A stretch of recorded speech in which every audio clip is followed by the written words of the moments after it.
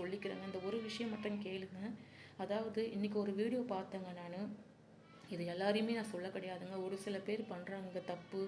என்ன சொல்ல வரேன்னா, தண்ணி அடிக்கிறாருங்க அவரு. நான் பாட்டில மறைச்சு தண்ணி அடிக்கிறாரு. இதையே வந்து 4, 5 பேர் சாமிங்க பார்த்துட்டு அதை வந்து பிடிச்சிட்டு இது பண்ணியிருக்காங்க. எதுக்குங்க இப்படி பண்ணணும் சொல்லுங்கள்? அதாவது நிறைய பேர் பார்த்தீங்கன்னா செப்பல் போடுறது, இந்த பீடி பிடிக்கிறது, சிகரெட் பிடிக்கிறது, தண்ணி அடிக்கிறது, தான் பண்ணுற தப்பு. நீங்கள் தப்பு பண்ணுங்கப்பா, நான் மாலை போட்டுட்டு பண்ண வேண்டாம்ப்பா. இந்த 48 நாள் விரதம் இருக்கீங்கன்னா அது சுத்தமாக மனசார அவரை நினச்சிட்டு இருங்கப்பா. அதே விட்டுட்டு எதுக்கு இந்த மாதிரி பண்ணிட்டு எதுக்கு இந்த மாதிரி, அதாவது எங்களுக்கு நீங்கள் பயப்பட வேணாம் சாமி, எங்களுக்கு சுற்றி இருக்கவங்க யாருக்குமே நீங்கள் பயப்பட வேண்டாம்.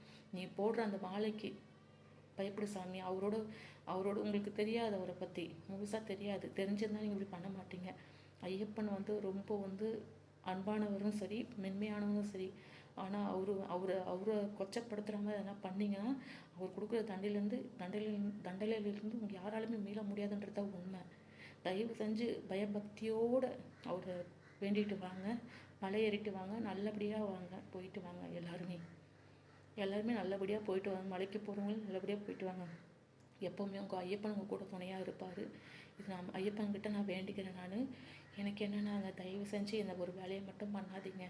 மலைக்கு போகிறீங்கன்னா தயவு செஞ்சு எந்த ஒரு தப்பும் பண்ணாமல் போயிட்டு வாங்க. ஏன்னா உங்களை நம்பி குடும்பம் இருக்கலாம். உங்களை நம்பி குடும்பம் இருக்கலாம். உங்களுக்கு எதனா ஒன்று ஆச்சுன்னா அந்த குடும்பத்துக்கு எதுவுமே இல்லைன்றதை மனசில் வச்சுட்டு பயபக்தியோடு போயிட்டு வாங்க. ஐயப்பனை நான் துதிச்சுட்டு வாங்க. நன்றி.